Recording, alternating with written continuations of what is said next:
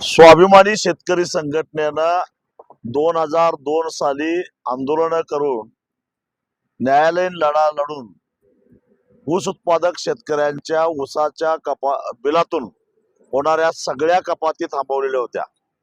अपवाद होता फक्त एक मुख्यमंत्री निधीचा, आणि तोही फक्त ₹1। परंतु हळूहळू पुन्हा सरकार आपलं रंग दाखवायला लागलेलं आहे।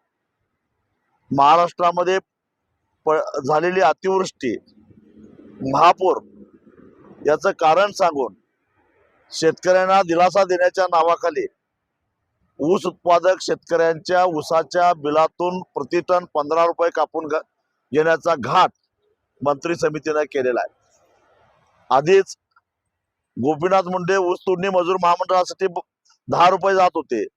साखर संकुल, त्याचबरोबर साखर संघ आणि इतर अशा पद्धतीनं ₹2.5 असं ₹27.5 जर या लोकांना द्यायचे असतील तर ऊस उत्पादक शेतकऱ्यांना हा बोजा सहन न होण्यासारखा आहे। सरकार दलाली करायला लागले।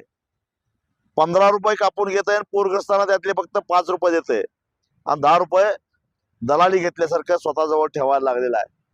आणि म्हणून या शासन निर्णयाच्या विरोधामध्ये मंत्री समिती अजितदादांच्या नेतृत्वाखाली जी आहे त्यांनी लुटालूट चालू केलेली आहे।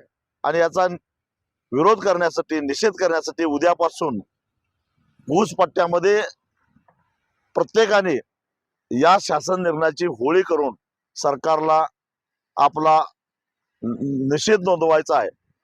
मी 5 ऑक्टोबरला सकाळी 9 वाजता लातूर जिल्ह्यामध्ये होळी करून या आंदोलनाची सुरुवात होईल।